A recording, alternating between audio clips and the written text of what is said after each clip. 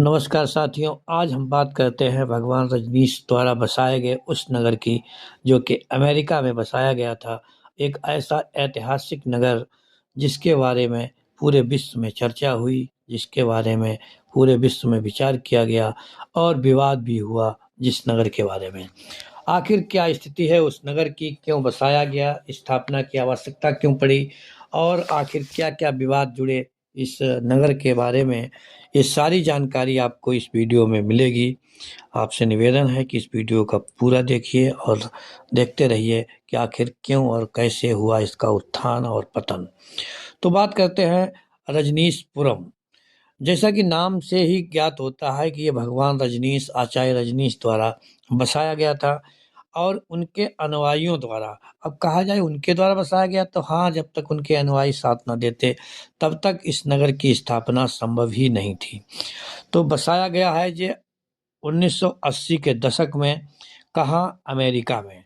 America में बसाया गया था, लेकिन सिर्फ़ अपने 25 साल ही बाद ये अस्तित्व में नहीं, अर्थात आज वह अस्तित्व में नहीं है।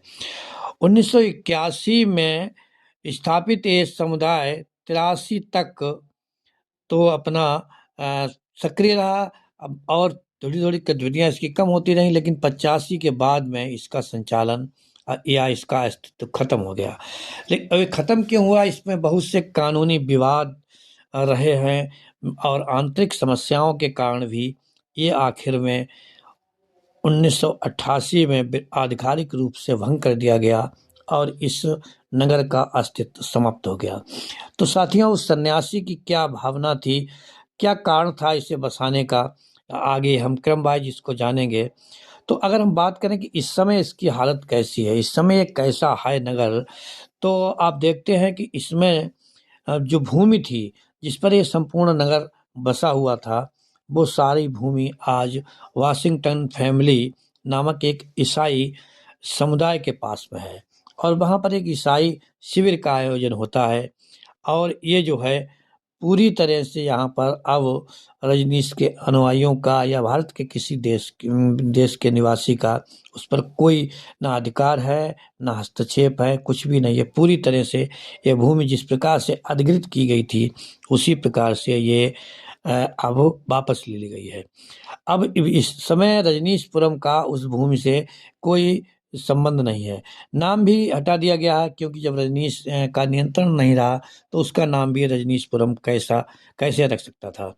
और ना ही अब कोई वहाँ जाकर के उस आंदोलन के बारे में जो रजनीश ने शुरू किया था या जो गतिविधियाँ रजनीश शुरू की गई हैं, उसका कोई भी नामो-निशान नहीं मिलेगा। हालाँकि इस रजनीशपुरम के खत्म होने से रजनीश की गतिविधियाँ नहीं समाप्त हुई, अर्थात उनके अनुयायियों द्वारा आज भी उनके विचारों को, उनकी क्रियाओं को संचालित किया जा रहा है। भारत के कई भागों में और विदेशों में भी कई जगह रजनीश के अनुयायी उनके विचारों का प्रचार-प्रसार करते हैं। उदाहरण के लिए आपके सबसे पड़ोस में आप जाइए, तो सहारनपुर में आज भी वो गतिविधियाँ संचालित होती हैं, लेकिन उनका रूप और स्वरूप दोनों बदल गया है।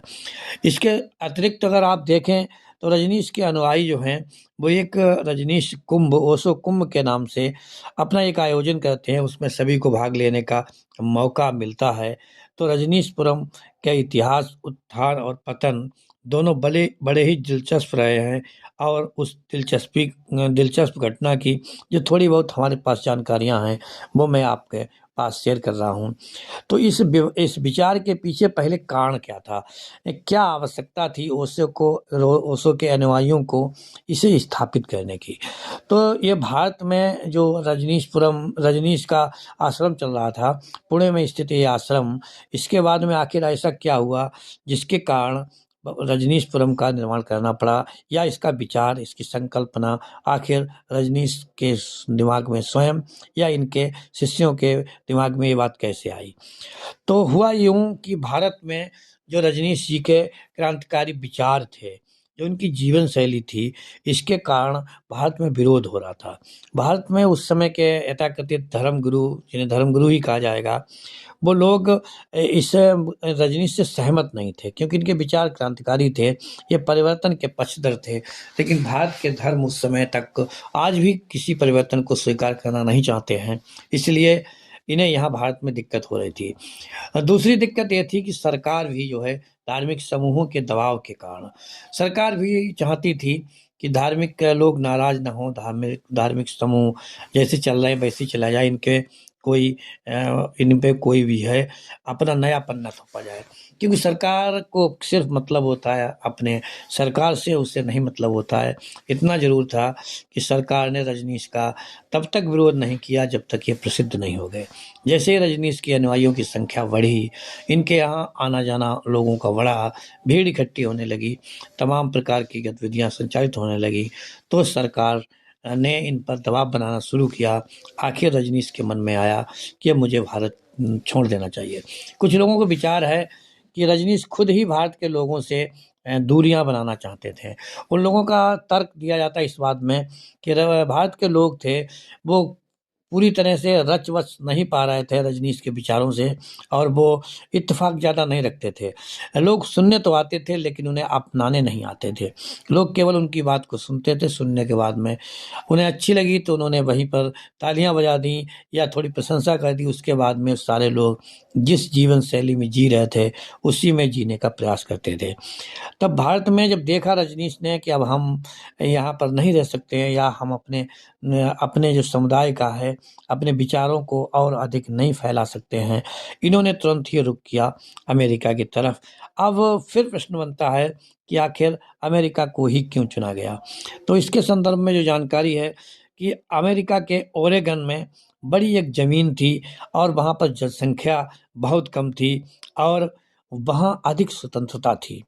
क्योंकि भारत और पश्चिमी देशों में मुख्य अंतर है, यहाँ पर जीवन जीने की शैली है, वो एक दूसरे प्रकार की, यहाँ की सामाजिक संरचना, सामाजिक रीत-रिवाज, ये सारे के सारे अलग हैं। अमेरिका में थोड़ा जीवन की शैली जो है वो एक खुलापन है अमेरिका में अन्य तरह से भी जिया जा सकता है, लेकिन भारत में ऐसा संभव नहीं था। तो ये जब देखा इनकी एक और माँ शीला के नाम से जानी जाती थी, इनकी अनुयायी थीं, तो वो अमेरिका घूम के आई थीं। उन्हें जानकारी थी कि वहाँ पर जनसंख्या भी कम है, भूमि भी खाली पड़ी है, तो ये इसीलिए ये ओशो से विचार-विमर्श हुआ और यहीं से शुरुआत हो जाती है रजनीशपुरम की स्थापना की। तो नई शुरुआत हो गई, नई शुरुआत के बाद में इसे इसे क्या हुआ है कि 1981 में इसको लागू किया गया, अर्थात इस योजना को कार्यरूप दिया गया और एक जगह जो चुनी गई थी, उसको पूरा एक शहर बनाया गया। इस शहर के पास क्या-क्या था, क्या सुविधाएँ थीं, क्या असुविधाएँ थीं, इसको हम आगे आपको बताते हैं। तो ये जगह जब विकसित होने लगी, तो एक शहर विकसित हुआ। हालाँकि ये शहर बाद में कैसे उजड़ गया, क्या हुआ, लंबे समय तक ये परियोजना नहीं चल पाई, इसकी बात हम आगे करेंगे, लेकिन एक शहर अ, बस गया था वहाँ पर। तो इसकी स्थापना जो है राज्य में, जब अमेरिकी राज्य में हो गई, फिर उसके बाद में 81 में इसको मान लिया गया था, इस योजना को कार्यरूप दिया गया और एक आत्मनिर्भर शहर, जैसी ओशो की संकल्पना थी और उनकी संरचना भी इसी प्रकार थी कि एक आत्मनिर्भर शहर हो, जहाँ पर सब कुछ अपना हो। तो उस भूमि, जो कि भूमि लगभग 64,000 एकड़ थी। साथियों, एक बार पुनः सुन लीजिए ध्यान से, 64,000 एकड़। आपके आस-पास जो शहर होगा, अगर वैसे 200 शहरों को मिला दिया जाए, फिर भी वो जगह कम पड़ेगी। इतनी विशाल भूमि थी, इतना बड़ा वो भूमि का खंड था जहाँ पर ओशो का नगर बसाया गया था, रजनीशपुरम जिसका नाम रखा गया था।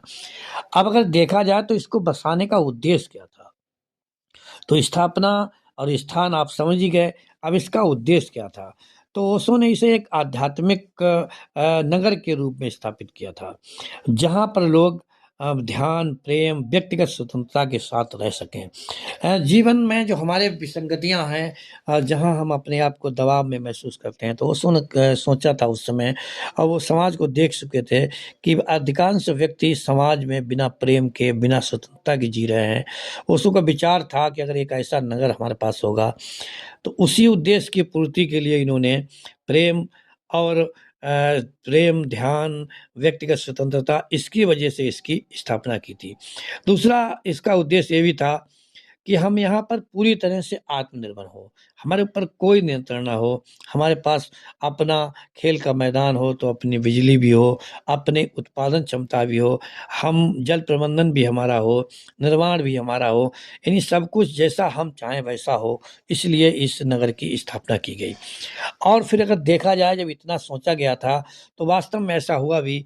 रजनीशपुरम में वो सारी सुविधाएँ थीं जो अमेरिका जैसे विकसित राज्य में थीं, अर्थात उस देश को टक्कर देता हुआ एक नया नगर बस गया था। वहाँ पर इनके खुद के अस्पताल थे, और खुद के इनके हवाई अड्डे थे, और खुद के होटल थे, बुटीक थीं, और जो भी आधुनिक चीज़ें थीं, वो सारी की सारी रजनीशपुरम में खुद की थीं। किसी का हस्तक्षेप नहीं था, और यहाँ तक कि वहाँ पर जो गतिविधियाँ होती थीं, उनमें भी किसी का हस्तक्षेप ये स्वीकार नहीं करते थे। अब उसके बाद में जब ओशो के इन लोगों ने अपना अपना सब कुछ कर लिया, जब नगर बस गया, लोग आने लगे, तो अब इसे निर्भर भी जब हो गया था, तो एक वहाँ के धीरे-धीरे जब ये प्रसिद्ध होने लगे, तो और नाम भी दे दिया गया। अब कोई विदेशी व्यक्ति आकर के पहले तो उसे स्थापना की अनुमति मिली, बाद में जो है उन लोगों को उस जगह के प्रशासन के, अमेरिका के प्रशासन को दिक्कतें होने लगीं। क्योंकि रजनीशपुरम नाम ये भी भारतीय ही था, रहने वाले अधिकांश भारतीय थे और बाहर के लोग थे। अब हुआ वहाँ का स्थानीय प्रशासन था, उसने इसे क्या किया है, ये बता दिया। जब ये नगर बस गया, गतिविधियाँ संचालित होने लगीं, ध्यान के शिविर लगने लगे, योग के शिविर लगने लगे, तब उन्होंने कहा कि यहाँ पर ये आपने अवैध निर्माण किया है, आपने कानूनी रूप से इसका जो है उल्लंघन किया, आपने कानूनों का पालन नहीं किया है। और भी बातें थीं, एक तो पक्ष ये था, दूसरा पक्ष ने दिखाया था कि यहाँ की जो जीवन शैली है, वो हमारे मूल्यों से अलग है। अब रजनीश जी जिस बात को लेकर के भारत को छोड़ के गए थे कि हमें ज़्यादा स्वतंत्रता चाहिए, हमारे अनुयायियों को ज़्यादा स्वतंत्रता चाहिए, हमें एक प्रेममय माहौल चाहिए, करुणा दया का संदेश हम देना चाहते हैं। लेकिन कुछ ही दिनों के बाद में अमेरिकी प्रशासन ने भी यही माना कि ये हमारी जीवन शैली है जो अमेरिका से मैच नहीं करती है। अब इस पर भी आपत्ति होने लगी।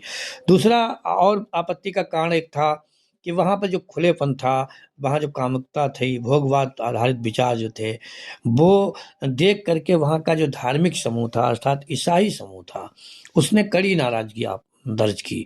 और जब अपनी कड़ी नाराज़गी वहाँ भी धर्म के लोग विरोध करने लगे, तो बात प्रशासन तक पहुँच गई, और प्रशासन और रजनीशपुरम के प्रबंधन में विवाद होने लगा। बात अभी यही समाप्त नहीं होती थी, फिर आगे बढ़ी।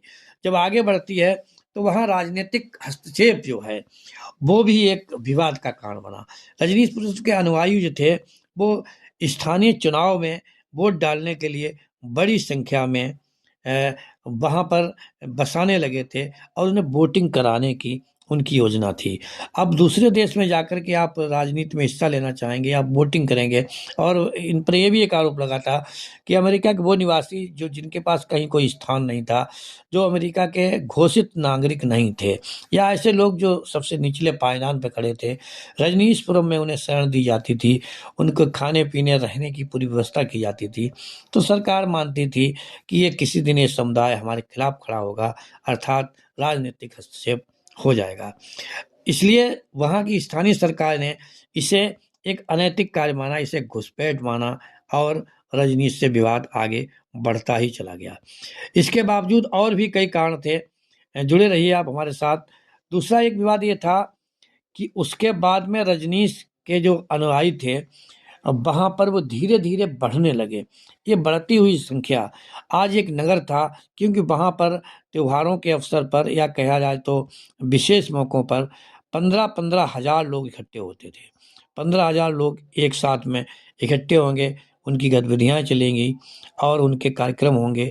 तो यहाँ पर बड़ा मुश्किल सा लग रहा था सरकार को, और कुछ लोग तो यही बताते हैं, सरकार को डर था ये भारत का एक सन्यासी, भारत का एक साधु किसी दिन हमारा तख्ता पलट कर देगा। क्योंकि रजनीश से मिलने के लिए वहाँ जो गाड़ियों का तांता लगता था, उनमें जो लोग आते थे, उससे प्रशासन बहुत डरता था। पता नहीं एक व्यक्ति किस दिन हमारी सत्ता पर काबिज हो जाएगा, ये भी एक डर था। उसके बाद में जो ये तो बाहरी कारण थे, लेकिन अंदर के भी कारण कम नहीं थे। जो बाहरी मुश्किलें थीं उससे ज़्यादा अंदर की भी मुश्किलें थीं। जब रजनीश जी के अलावा जब शीला जो इनकी परम शिष्या थीं, माँ शीला के नाम से जानी जाती थीं, अब उन्होंने उस नगर पर खुद का नियंत्रण करना चाहा। उन्होंने इतने नियम कठोर बना दिए थे कि आश्रमवासी लोग उससे भी परेशान थे। वो मैच नहीं कर पाते थे रजनीशपुरम के नियमों को, जबकि उसमें रजनीश का कोई हाथ नहीं था। वो सारे के सारे नियम शीला खुद लादना चाहती थी। अब जब रजनीश को पता लगा तो उन्होंने, हालांकि इस बात पर विवाद भी हुआ, धीरे धीरे क्या होता है कि शीला जी एक दिन जो है वो रजनीशपुरम छोड़ के चली जाती हैं, वो भारत वापस आ जाती हैं। और भारत वापस जब आती हैं तो उनके कुछ साथी अनुयायी भी वहाँ से भाग आते हैं। अब एक और विवाद बढ़ गया कि यदि इनका दोष नहीं था, यदि ये गलत कार्यों में अर्थात गलत गतिविधियों में संलिग्ध नहीं थी तो आखिर वहाँ से आई क्यों? इसलिए और ज़्यादा हड़कंप मच गया इस बात को लेकर के, पुष्टि हो गई कि आखिर शीला यहाँ गड़बड़ करती हैं। अब जब इतना सब कुछ होता रहा, अब अमेरिकन सरकार जो है वो जाग जाती है और वो ओशो पर मुकदमे लगने शुरू हो जाते हैं। सबसे पहले इनका यही मुकदमा लगा था कि धोखाधड़ी की है और आपने शरणार्थियों का दुरुपयोग किया गया है, अर्थात उसे आपने इन्हें यहाँ पर बसाया क्यों है। ये विवाद बढ़ता गया और हुआ ये है कि विवाद बढ़ता गया, शीला छोड़ के चली आई और वहाँ के जो नागरिक थे रजनीशपुरम के, उनको एक तरह से ये अमेरिकन नागरिक का दर्जा दिलाना चाहते थे। बहुत से कारण थे आंतरिक और बाहरी, जिनके कारण से बहुत थोड़े ही दिन के बाद अर्थात 1985 में ओशो को गिरफ्तार कर लिया जाता है। अमेरिकन प्रशासन द्वारा जब इनको गिरफ्तार किया जाता है, मुश्किलें बढ़ जाती हैं। अब शीला तो हिंदुस्तान आ गई थी, ओशो वहाँ थे, उनको भी गिरफ्तार किया जाता है और गिरफ्तार करके उन्हें बंद कर दिया जाता है। अब बंद करने के बाद में अब वहाँ पर मुकदमा चलता है। मुकदमा चलने के बाद में पता लगता है कि आखिर इन पे जुर्माना लगता है और क्षमा माँगनी पड़ती है। कुल मिला के बहुत से ऐसे कारण थे, जिनके कारण से वहाँ पर इनको ये छोड़ना पड़ा। अमेरिका छोड़ने के बाद में ओशो को जब सज़ा हुई थी तो इन्हें एक और आदेश हुआ। जब इनका वहाँ से रिहाई होती है, जो प्रशासन की शर्तें थी वो उन्होंने मानी और इन पे जुर्माना भी लगाया गया, काफ़ी दिन तक ये जेल में भी रहे। उसके बाद में इनकी रिहाई इस शर्त पे की जाती है कि आप इस देश को छोड़कर चले जाएँगे। बहुत मज़ेदार स्थिति थी कि रिहाई में शर्त ये थी कि आप इस देश को छोड़ जाएँगे। ओशो क्योंकि वहाँ पर फँसे हुए थे, वहाँ कोई इनकी मदद करने वाला नहीं था, सिर्फ़ अमेरिका का प्रशासन, और प्रशासन से लड़ना कितना मुश्किल होता है एक व्यक्ति के लिए, ये तो आप सब जानते ही हैं। ओशो अपने समय के सबसे विचारक व्यक्ति थे। उन्होंने उस समय यही उचित समझा कि हमको ये शर्त मान लेनी चाहिए। तो उनकी रिहाई के साथ एक शर्त जोड़ दी गई कि आप इस देश को छोड़कर चले जाएँगे। ओशो बाहर आते ही उन्होंने देश छोड़ने की उनकी मजबूरी थी, एक फैसला था और एक निर्णय भी था, एक शर्त भी थी। आपने वो देश छोड़ दिया और देश छोड़ने के बाद में आपने अलग-अलग 50 देशों में शरण लेने की अपनी सोच बनाई और कई जगह गए, लेकिन किसी भी देश में इनको शरण नहीं दी, किसी देश में लोगों ने रुकने नहीं दिया। अंततः ओशो फिर हिंदुस्तान आ जाते हैं और अपने पुणे के आश्रम में फिर अपना सत्संग प्रवचन करने लगते हैं। तो साथियों, हमारी बात शुरू हुई थी रजनीशपुरम से। तो वो रजनीशपुरम जो कि कुछ दिनों तक विश्व का नंबर 1 शहर बनने का ख्वाब सजाए हुए था। आपसी टकराव, अनुयायियों में भी टकराव, प्रशासन से टकराव और क्या कहें उसको, गलत नीतियाँ हो सकती हैं, गलत आर्थिक संकट हो सकता है, तमाम चार प्रकार की बातें थीं। आखिर ओशो को अपने देश में ही आना पड़ा। देश में आकर के अपने जो है अंत समय तक वो वहाँ रहते थे, वहाँ रहे, उन्होंने अपना कार्यक्रम जारी रखा। हालाँकि इतिहास में जब भी ओशो का नाम आएगा तो रजनीशपुरम का नाम ज़रूर साथ में आएगा। उस रजनीशपुरम की बात हम करते हैं जो 64,000 एकड़ में था। छोटी कल्पना नहीं है, बहुत बड़ी कल्पना थी कि एक भारत का सन्यासी भारत से निकल कर, जो केवल पहले प्रोफेसर थे, दर्शन शास्त्र के प्रोफेसर थे, वो व्यक्ति जो अपने विचारों की स्वतंत्रता के लिए जाने जाते थे, और वही व्यक्ति अपने विचारों के कारण ही कितना परेशान रहा, कितने देशों में शरण लेने की प्रयास किया। और जानकारी तो यहाँ तक की दी जाती है कि लगभग 50 देशों ने ओशो की एंट्री को बैन कर दिया था। तो साथियों, समस्या आज की नहीं है। जहाँ भी क्रांतिकारी विचार होते हैं, जहाँ भी आप लीक से हटकर चलने का प्रयास करते हैं, आपको ये सब झेलना ही पड़ेगा, आपके ऊपर ये आरोप लगेंगे ही। और आज ओशो तो नहीं है हमारे बीच में, लेकिन उनके विचार जिंदा हैं। लेकिन वो रजनीशपुरम जो ओशो का एक सपनों का शहर था, जो ओशो के अनुयायियों के लिए एक प्रमुख जगह बनने वाली थी, विश्व की नंबर 1 जगह बनने वाली थी, आज वो रजनीशपुरम बिल्कुल तबाह हो चुका, बर्बाद हो चुका। उसमें रजनीशपुरम नाम की कोई चीज़ नहीं है, बस वहाँ पर ईसाई शिविर आयोजित होते हैं। साथियों, आज हम इस कहानी के साथ आपके साथ थे। कल आते हैं फिर किसी नई कहानी के साथ। यदि आपको ये जानकारी अच्छी लगी हो तो आप अपने मित्रों को शेयर कीजिए, वीडियो को लाइक कीजिए, चैनल को सब्सक्राइब कीजिए। कल फिर मिलते हैं एक नई जानकारी के साथ। तब तक के लिए जय हिंद, जय भारत।